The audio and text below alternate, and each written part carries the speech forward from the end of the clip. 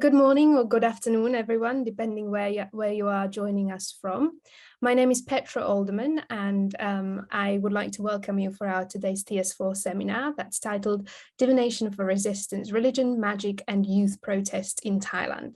So I'm very pleased today to actually welcome Assistant Professor Edoardo Siani, who is Assistant Professor of Southeast Asian Studies at Foscari University of Venice. A resident of Bangkok since 2002, he writes about the relationship between Buddhism, cosmology, and politics in Thailand, focusing on divination, kingship, and spirit mediumship. Edoardo received a PhD in anthropology and sociology from SOAS, was researcher and assistant professor at Kyoto University's Center for Southeast Asian Studies, and adjunct professor at Thammasat University in Thailand. He has contributed to media outlets including BBC and the New York Times. So it is my great pleasure to welcome you today, Edoardo. Thanks for joining us, and I know it's still quite early. Thank you, Patrick. It's a real honor to be here. Thank you for inviting me, and hello to everyone. Good morning if you're in Europe. Good afternoon, good evening if you're in the Asia Pacific. I'm not a morning person, but I'll try my best. Well, I'm sure this will be a very, very interesting seminar, and I really can't wait to listen to your presentation. But before we do so, I would like to basically ask all our participants to pose your questions using the Q&A function. So do not use the chat function or the raise hand, but please use the Q&A function. We will have the questions after Edoardo has presented. So thank you very much, and over to you, Edoardo. All right, thank you, Petra. Let me just put down my watch so I can keep track of time. So hello, everyone. So the aim of today's talk, is really to explore the political usages of divination and of related forms of lore within the ongoing youth-led protests of Thailand. And divination is this fancy word that I use. It's a category that is usually used in anthropology, which is actually the discipline I was trained in for what we commonly refer to as fortune telling. And I tend to use divination not because I want to, sound like a very serious anthropologist, but because I think that it kind of gives greater credit to the people I work with that are diviners or divination practitioners in Bangkok. Within the Thai context, divination is an umbrella term that I use to designate a number of practices, a number of oracular disciplines, such as astrology. I'm sure you all know that astrology has a long history as a recurrent feature in Thai politics, with politicians actually of all political colors, of all sides of politics, making recourse to diviners in their political activity. There's a number of other disciplines, as I call them, divinatory disciplines, such as palmistry, which is also fairly old or traditional, if you like, within the Thai divination scene.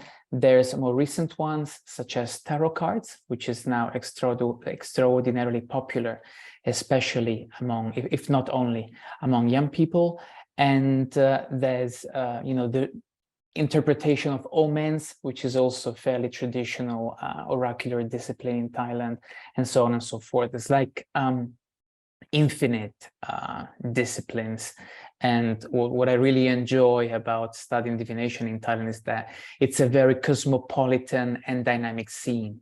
So you see a lot of masters buying books on divination from the most disparate places of the world and bringing in the newest, coolest, and most exotic discipline for their clients. Now, before we get into today's topic, I'll just give you a very brief idea of what I've been doing for the past 10 years on this specific topic. I've been, so as an anthropologist, I've been doing fieldwork-based research, and in particular, I've been collecting data by using that methodology that anthropologists refer to as participant observation. And I've been participating and observing divinatory sessions with masters operating both from a famous roadside night market that opens every night. It's very, very popular now. And this photograph, this is taken actually from the media. You can see the little credit thing to AFP. It's not the place where I conducted research. It's just there to give you an idea of what the vibe in the place is like.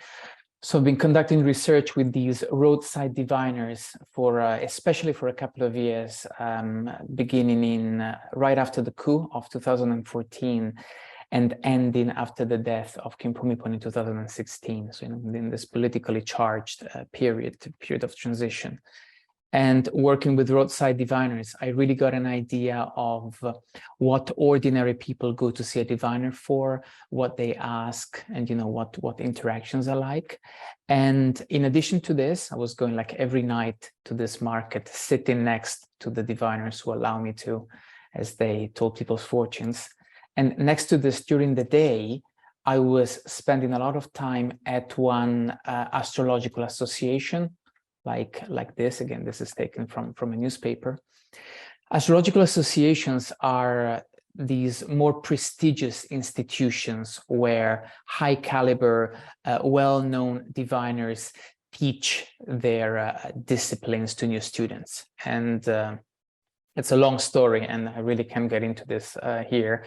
But as a good anthropologist, part of participant observation for me became actually studying divination, a form of Thai astrology, at this association under a well-known master, and to even practice it under the umbrella of this association. This master believed that to be able to speak authoritatively about divination, I had to first study it and then to actually try it out in front of people I didn't know. So I had to go through all that initiation before I felt like I could say something legitimately about what divination in Thailand is about. Okay, so let me now move on to the youth-led protests, which, as you know, they began in 2020. And as you can see from this image, crowds of individuals. And within these crowds, you all know, were also specific groups of protesters who advocated specific political agendas, social agendas. You can think of LGBTQ plus groups who, of course, advocated greater respect for the right of individuals of non-normative genders and sexualities. There were school students who used these protests also for bringing attention to what they deemed to be a poor schooling and education system.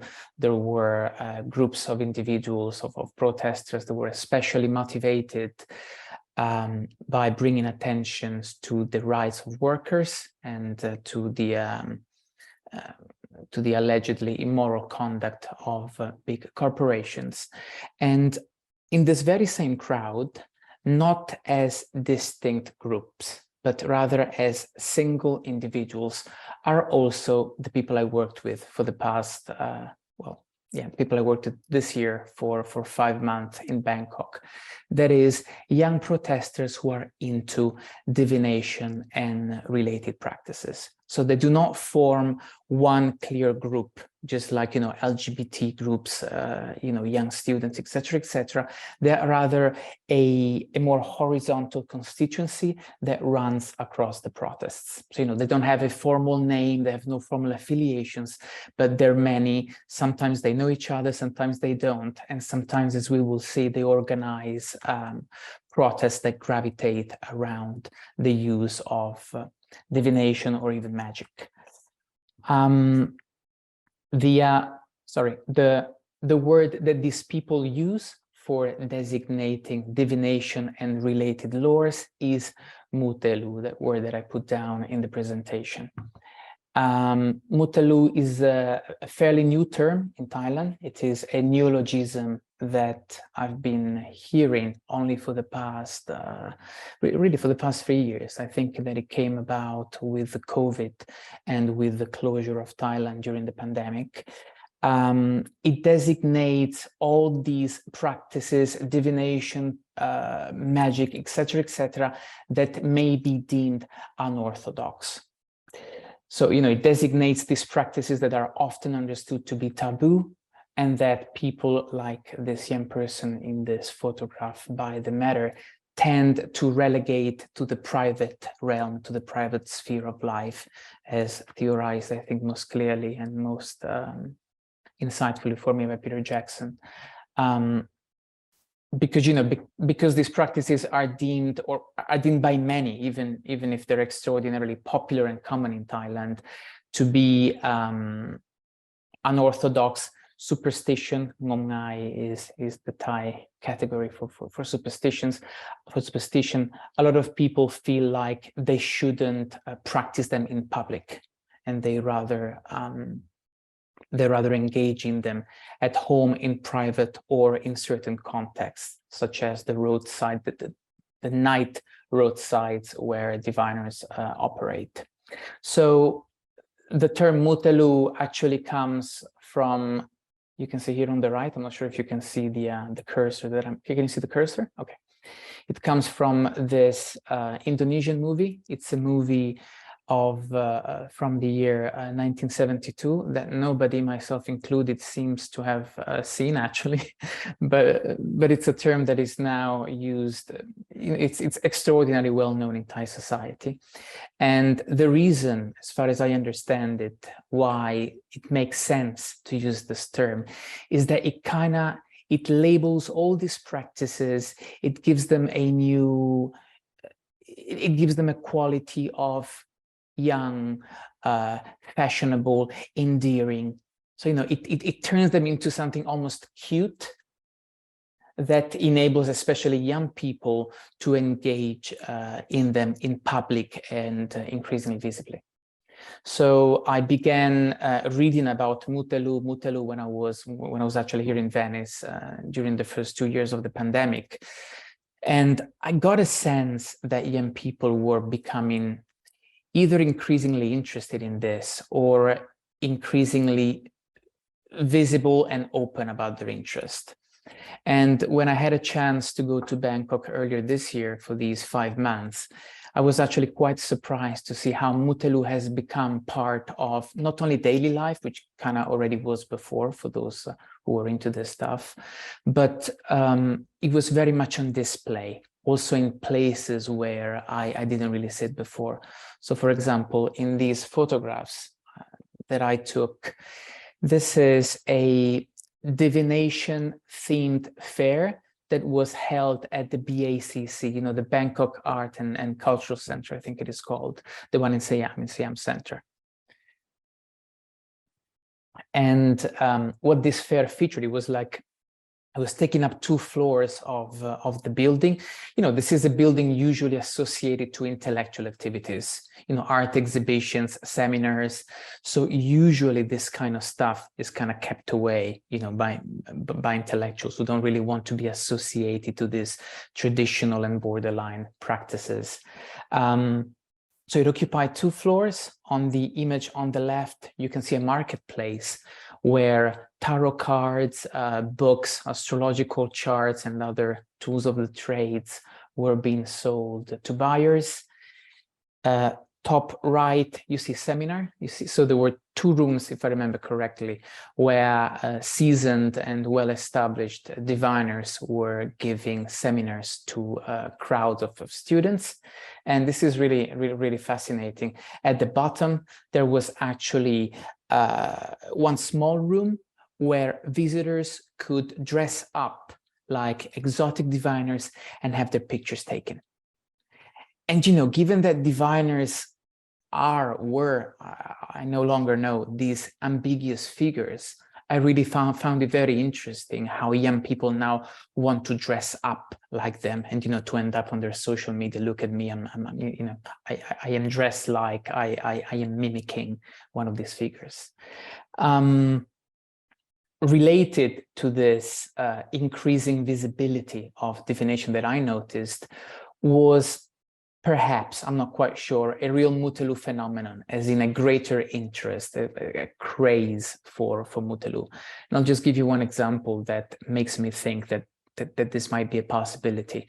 Going back to the roadside divination market to meet the diviners with whom I had worked for years in the past, I just found long queues, long lines of young customers before their tables, to the point that I actually could barely speak with some of my old friends because they had no time for me. You know, when I was conducting fieldwork, and divination was still popular, divination has never really fallen out of fashion in Thailand. These diviners, they always had time between one client and the other to sit down with me. Often they would allow me to sit down next to them with some clients, and I was like, sorry, I'm too busy to look at the queue I have in front of me. So, you know, there has been some kind of change. Another big change is that many young people are not only interested in divination the way they were in the past as clients, but are actually interested in studying divination and in offering divination services to clients. Again, this is on the scale that that I sensed during these 5 months I spent in Bangkok. It is quite new. In the past, there were some diviners, but diviners tended to be middle-aged or older people. The idea was that you had to have a certain wisdom to advise other people on delicate matters, and such wisdom comes with life experience. So, you know, I find it quite unusual now. I really met so many young people who study divination. It's you know, it's something I certainly didn't expect. Now, going back to the issue of protest, it is only understandable, I think, given this phenomenon, given this craze, that some of these young people who also happen to be involved in the protest would take Mutelu, would take divination and related practices to the streets. So let me give you some instances of how divination has been used in the context of protests. And I'm just using this lovely image that is made by a Thai protester slash fanatic of divination. She's made this set of tarot cards that is politically themed. So diviners, both older as in well-established and younger, have been first of all offering services free of charge to protesters who think of themselves as being in danger. So you would find posts on the social media channels of these diviners in which they say, you know, it's 4 a.m. in the afternoon, I have 2 hours now, I'm going to give free readings to all of you protesters who feel like you're in danger. So they would basically, you know, ask for the date of birth or whatever discipline they're using and suggest whether involvement in the protest, for example, can be dangerous to specific individuals on this day, at that time, and so on. There would be diviners who likewise post predictions about rallies on their social media channels, for example, highlighting the likelihood of dangerous crackdowns by the authorities. In some instances, some, and I must stress the word some, leaders actually sought out, some protest leaders sought out the advice of diviners for choosing, for identifying the best days and times for protests.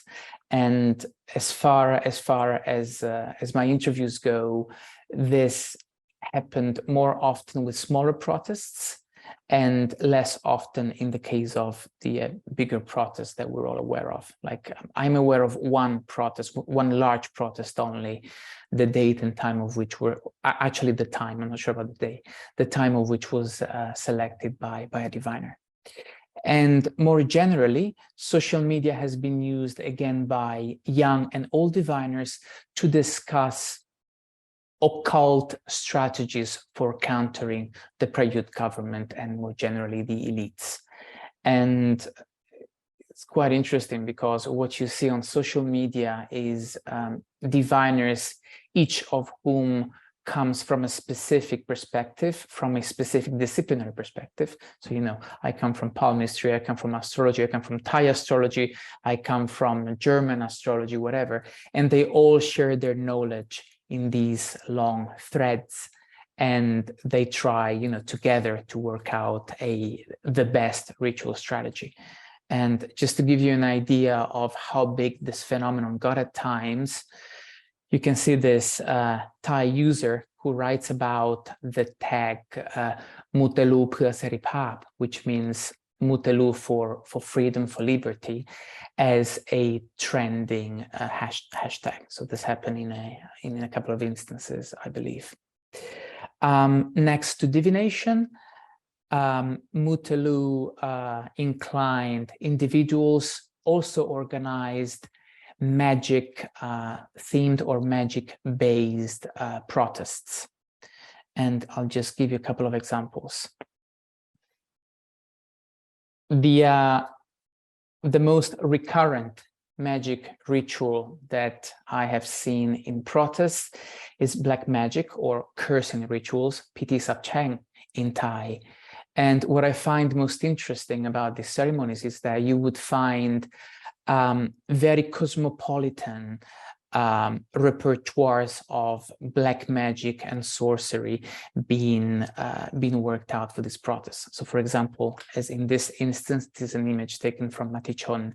You would have young women dressed 7, which I understand being a powerful number in witchcraft, dressed like witches, all in black, burning a specific number of black candles, again, like in these transcultural understandings of witchcraft, and at the same time accompanying this transcultural cosmopolitan black magic practice with practices that are more traditional of the Thai magical repertoire, such as burning, you can see in the image here, burning chilies and salt, which is very, very popular, very well known as a folk ritual for cursing, as well as burning the images of key politicians and powerful men.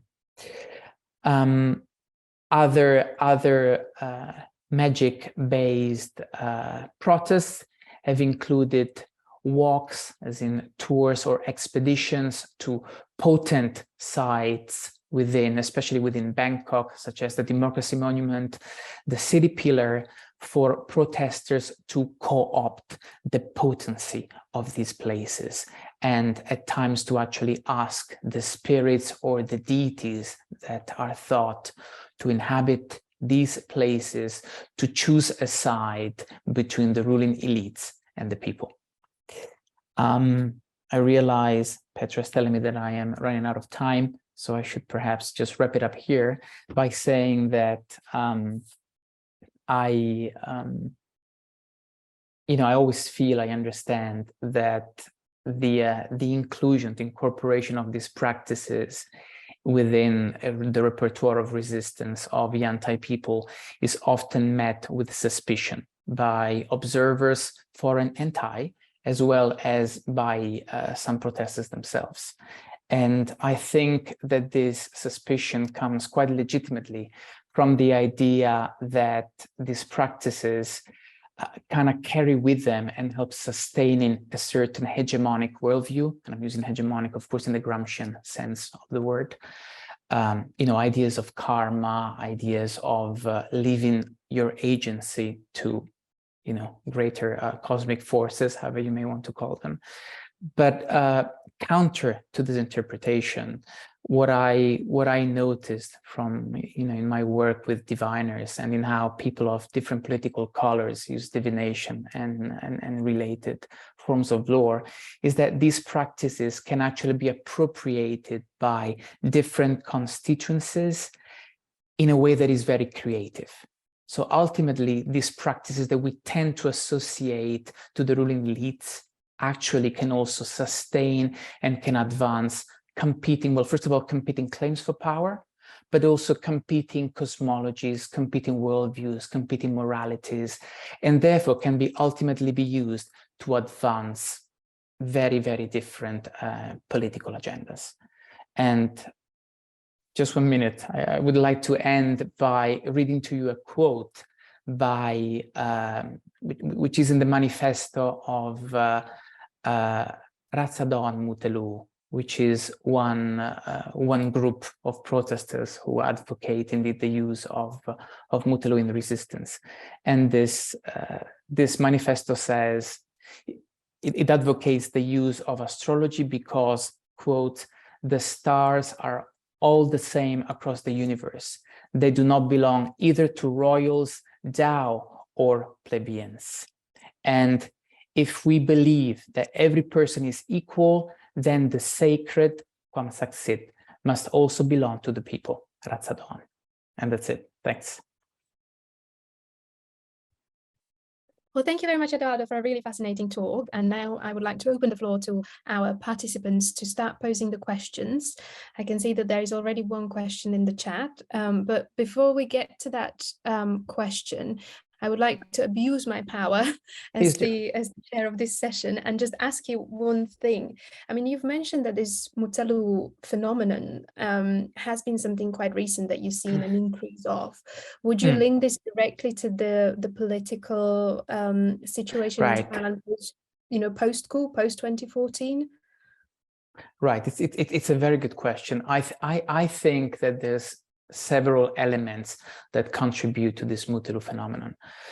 If you ask the people who engage in Mutelu themselves, they will say it is because this is a period of crisis. It's a period of political crisis, it's a period of economic crisis, and we need some resources for us to do well in this world.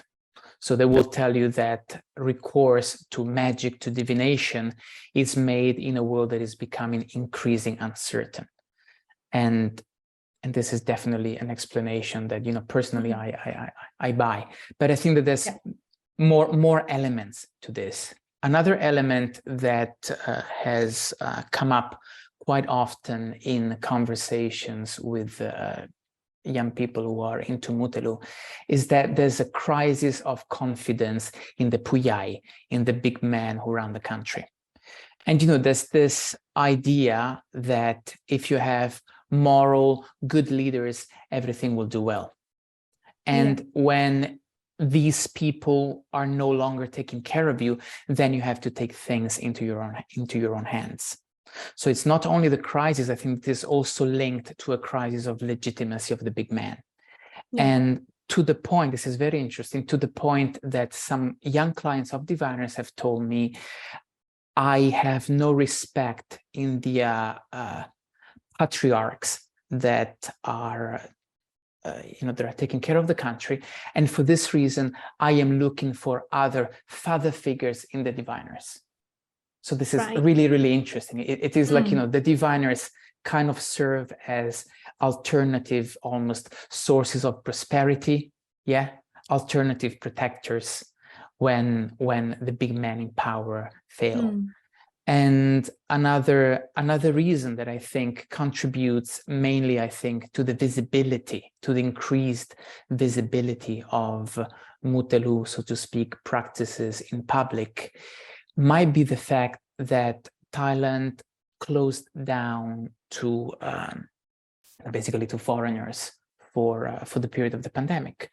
So those of you who read Peter Jackson on the regime of images and his work on contextualities will no doubt remember that one reason why individuals tend to relegate these practices deemed unconventional, unorthodox to the private sphere is that in public they have to conform to a certain kind of mode of performativity that should conform to international ideas of what is civilization, what is proper religiosity, etc., etc. So I think that without the constant presence of a foreign gaze, certain practices may have come out more publicly. And I think that if you look at Mutelu and protest via this lens, you may actually also think about the protest as a part of a greater decolonization process, which I think is really, really interesting. Yeah, definitely. I like the sort of contrast of what you're saying in terms of, the visibility and the foreign gaze. And if you remove the foreign gaze, that the visibility of the practice comes out perhaps more. Now we've got a few questions in the Q&A, so I'm going to ask you these two. I'm going to join them together. Please, so there's yes. a question from Vigo Brun and Solange Jane. So the first part of the question is, are mediums part of the Mutalu practice? So that's the first I'm sorry, I didn't hear you. Can you say that again? Yeah, of course. So are mediums part of the Mutalu practice? Okay. And the second question, which I think is kind of related in a way, is this kind of broader question about the sustainability of this trend. Do you believe that this trend will still be around maybe 10, 20 years from now? Okay. So the first question, so personally, under the umbrella of divination practitioners, I tend to include spirit mediums.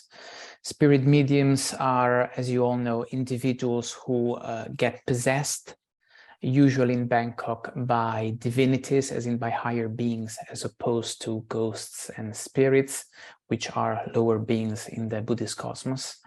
And as the deities speak through the bodies of spirit mediums, what you have basically is divinations. So you have individuals, followers, paying clients, whoever, who ask questions about the unknown to these gods. So they would ask about their future, they would ask about what friends, competitors really think like, and all these services to me fall under the category, the anthropological category of divination. So I see spirit mediums definitely as diviners. Now, to what degree are spirit mediums a different category, or from astrologers, tarot card readers, etc., etc.? It's very, very hard to say where the line is. So spirit mediums usually tend to be possessed in very obvious ways. As they get possessed, they would breathe heavily, they would shake their bodies, and then a voice that supposedly belongs to the deity comes out of their bodies, and their body language changes to mimic the supposed body language of the deity. This is not something that you see with astrologers, with roadside diviners, or the diviners I'm talking about within the context of protest. At the same time, when I was a student of divination, this is really where you see how that partisan observation comes in handy. When I was studying divination, I was realizing how in astrology, in a chart, you see numbers that correspond to the planets, and there's multiple ways to interpret the same number. Right. In divination, the person in front of you basically expects you to tell them their biography from an alternative angle. But what you have in front of you is very, very broad cues. So how do you get from these generalizations to the biography of this person? I went to ask this question to my teacher at the Astrological Association, and he said something like, "We're not mediums, but we diviners also embody a spirit." Right. This is the spirit of an old teacher. In Thai you could say like Poke or Pulisi, these divine hermits of Indic mythology. And the idea is that while these spirits do not possess you the way they do with mediums, they still communicate to you via intuition, telling you how to make sense of the numbers in the chart. That's so you see what I'm saying? It's not exactly mediumship because there's no full possession taking place, but at the same time, diviners normally understand that they embody a spirit and that this spirit does communicate with them. So ultimately, the narratives that they offer to clients are a mixture of the learned discipline, astrology, blah, blah, blah, as they learned it from the books from their teachers, plus their intuitions, which are attributed to this to these gods. Okay, and this was only one question. The second question, I'll be quicker, because if there's one thing that I should have learned from working with diviners is that one should never make future forecasts. So while I do not dare say what will happen in 10 or 20 years from now, definitely, I mean, divination has always been part, as I said earlier, of political life in Thailand, in Siam, you know, even before the idea of Thailand and Siam even existed. And I think that the reason why divination manages to remain this relevant to individuals is that in Thailand it has managed to be into a productive dialogue with Buddhism. So while a lot of people will call it, again, superstitious, even non-Buddhist, actually, when you sit down at the tables of diviners, they will tell you your future by using a very familiar Buddhist language. They will speak to you about karma. They will tell you that to improve your fortune, you should go to the nearby shrine or temple and engage in merit making. So actually, Buddhism, mainstream Buddhism, even institutional Buddhism and divination are very much two sides of the same coin. Yeah. Yeah, go ahead, sorry. I'll be quick. And another related point is that, and I'm not talking specifically about the young people now, many of the young people, especially those involved in the protests, are actually quite disappointed and disillusioned with institutional Buddhism. And some even say that they doubt or they no longer identify as Buddhists. Still, they engage in divination. Why? They say that divination, as scholars who work on these practices in Thailand know, is more inclusive. They say that, you do not need to be a good person the way that monks or whoever understand it to be involved in divination. You can actually ask the tarot cards whether you're going to be, I don't know, rich, whether you're going to have a handsome boyfriend, whether you're going to be able to buy yourself a red car, while you may be embarrassed in posing the same questions to a monk or, a more orthodox religious practitioners. Also, divination and these practices are very inclusive of people of non-normative genders and sexualities. And actually, they're extraordinarily popular among these individuals. So again, unlike institutional Buddhism, which is often understood to be quite exclusive, for example, of what concerns ordination toward, of course, women and men of non-normative genders and sexualities, anybody can be a diviner. There are many female diviners, women astrologers, etc., etc. There are many transgender diviners and spirit mediums. So, in a way, because it is not institutionalized, I think it is much more open to change, and it is much more open to to embrace and to remain relevant to the needs of a modern citizenry. Yeah, that's very interesting. And you actually sort of part answered another question that was in the chat by Anna Christie Suwadi, who was basically asking about this, whether there was any link to a particular religion. And it was quite interesting to see, as you said, that, obviously some of these divinators do use still the framework of Buddhism, but maybe themselves are sort of leaving the practice as such. Great. I mean, we've got quite a few questions. I'm not sure if we'll manage to answer all of them. So I'm just going to sort of pick few of them, and they're all really interesting. There's one question from Thomas Bodinet. I'm very sorry if I'm butchering your names, by the way. But basically, he's asking, in the Japanese context, we've seen a growing fad for divination, particularly tarot cards and astrology within young women's consumer culture. And there is also a boom for astrology among LGBTQ plus groups, among Anglophone Gen Z users online. So he's asking, I wonder if there are any specific gendered considerations that you've noticed around Mutalu in Thailand, and how does this relate to broader political activism of youth in Thailand? I mean, some of this you've already touched upon, but is there a clear sort of gender? I don't think there is a clear gender dynamic. What I have been noticed, also reading about the history of divination, is that in the past, diviners, okay, maybe I should be more careful here. Astrologers in the past, as in the previous century, tended to be men, because astrology has always been understood, right or wrongly, as one specific discipline that is linked to the royal tradition of the court.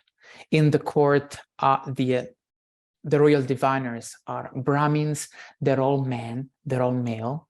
So politicians who recur to diviners, to astrologers, in the past would especially go after astrologers who were male. So astrology until recently was definitely the domain of men. If you look at astrological associations, these astrological associations in Thailand, like these associations have never had a female president, neither of the associations around. Spirit mediumship, on the other side, which has, again, right or wrongly, but which is understood to have more popular roots, has traditionally been used, especially in Isan, in the northeast of Thailand, as an instrument of empowerment of women. So there's a strong tradition of female mediumship. Basically, women used mediumship as a means to assert themselves as religious leaders in a community that is otherwise led by male monks. In recent years, in recent decades, also perhaps as astrology from the court and these more popular practices such as spirit mediumship meet and mix in places like Bangkok, you see many more women and many more individuals of, LGBT, transgender, becoming increasingly involved in divination. So, for example, both at the Astrological Association where I studied, and at the night divination market where I was collecting my data, there were, I think, male and female practitioners in equal amounts. So I think that this the divination scene is becoming increasingly more open and welcoming to both women and LGBT individuals. Mm-hmm. And yes, we see this in protests. So especially in LGBT protests, I've seen quite often usages of divination. There is another sort of, this is more of a comment and question, but it relates to something that you said before. It's a comment from Surapong Sokwibun, and he's basically saying that as a Thai researcher, your research gave him a dimension of topic from the outsider. If I may add that many of the protesters' Mutalu rituals were a strategy to fight with the rulers, as they know that many of the elite rulers are really superstitious themselves. So I kind of like... yeah, I think this is a very good point. It's a very good point. I should add something to that. So I should add that divination is something that usually happens behind the scenes of the rallies. You don't really go to the rallies doing tarot cards and stuff. So divination, the relationship between divination and political protests is related to how diviners may become involved in choosing dates and times, telling specific, recommending to specific individuals where and when to go to protest, etc., etc. For what concerns rituals, such as the one we have a picture of in front of us, many of these rituals have been carried out often as big performances with a lot of irony in them, to the point that audiences are quite confused as to whether they're real or they're a farce. And I actually had a chance to work with some also of the protest leaders who introduced these practices within their repertoires of resistance, such as Prayuth, who's a very famous protest leader who's become indeed very popular for his usages of magic. And he told me that he personally believes he's actually he's the nephew of Amotham, a sorcerer in Isan. So he's learned all this stuff as he was growing up as a child in an Isan village. And he said, but the idea is precisely that we do not want to impose our own beliefs onto the crowds of protesters. So he says, we do the rituals, we believe in them. I mean, some of us, not all the protest leaders, some do, some don't. And we perform them with a lot of irony so that everyone can decide whether they can see them seriously as actual practices, as ridiculous performances, or indeed as strategic rituals that are put on to scare off the credulous men in power. So, these practices, again, are organized in a way that different audiences can read them in different ways. Yeah, that's a good point. I think related, there was also one answer, but I think that you've already answered about the link with the Thai authoritarian power. So we've got a question from Craig Reynolds, who's basically asking that in every Thai student cohort I have known about in Thailand and abroad, there has been one student who was an astrologer. Mm-hmm. Young people are developing a self, looking for their identity. They are making life-shaping decisions. They are assessing risk. Do you have any idea what personal qualities qualify a young person to be an astrologer? Is there like a profile? Well, there used to be one. So more traditional, so to speak, as in older diviners, both at the Roadside divination market and the association where I worked, they would tell you that to be a diviner, you have to have quite an amount of merit or positive karma. And diviners, they would use specifically the word barami to designate this quality of virtue that is shared by diviners. So, this way diviners, they really, actually Craig Reynolds himself has written about this. Diviners themselves, they locate their ability to know the unknown by making reference to the magical, so to speak, powers of individuals who are well advanced in their path of purification. Clairvoyance is one of the powers that was attributed to the Buddha himself and that has been attributed traditionally to Buddhist saints. Young people who engage in mutelu now, they are quite careful not to speak about barami, often because in some cases they are unsure as to whether karma exists, whether karma is a legitimate idea. Mm-hmm. So some of them are very suspicious toward the idea of karma, precisely because, as we know, karma is often used as a means to support and to explain social hierarchy in Thailand. So some of these young diviners are quite wary of using the term, of saying, I have a lot of good karma, I have barami, and rather they use the English term sixth sense, mm-hmm. and they actually use it in English. Oh, really? How? Okay. Yeah. How exactly they locate sixth sense within a cosmology, I think, is not clear yet. Mm-hmm. Because again, as I was saying earlier, this is a very creative arena. And a lot of young people there are figuring out their own cosmologies, via what is often a dialogue between the traditional cosmology, of the parents, of the teachers, and these very cosmopolitan ideas that they learn from via media, via exchanges and interactions with foreigners, etc., etc. Mm-hmm. So we now have only 4 minutes left.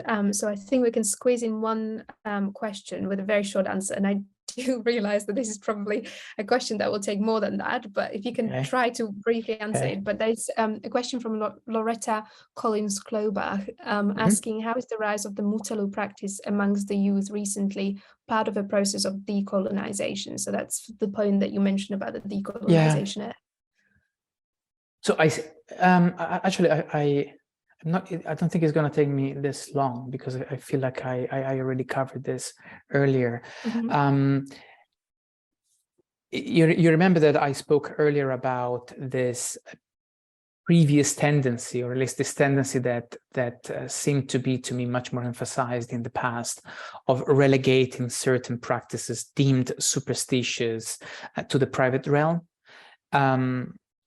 Again, as theorized by Peter Jackson, but also other scholars before him, such as Christine Gray.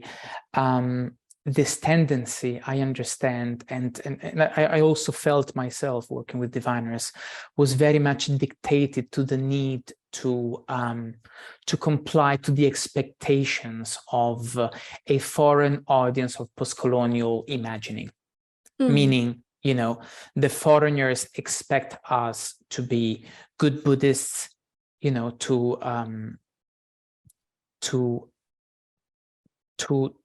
adhere to that kind of Buddhism that is stripped out of magic, that is comparable to science.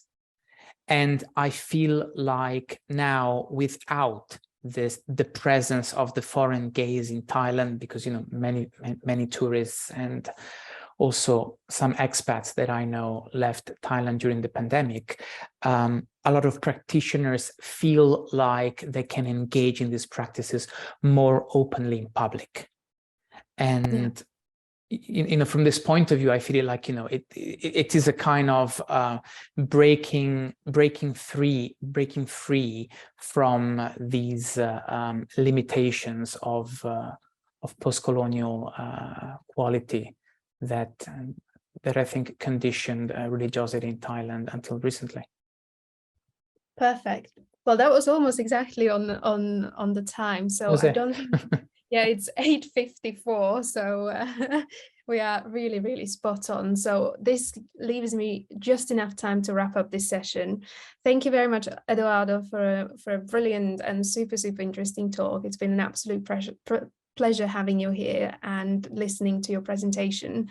Unfortunately, we still have unanswered questions in the Q&A, so I'm sorry that we didn't manage to get through all of them, but I've copied them out of Zoom, so I'll share them with you by email. And if you want to follow up with some of the audience members who sure, I'm sure you'll be familiar with, you can. I mean, you know, if anyone feels like emailing me, I'll be happy to reply.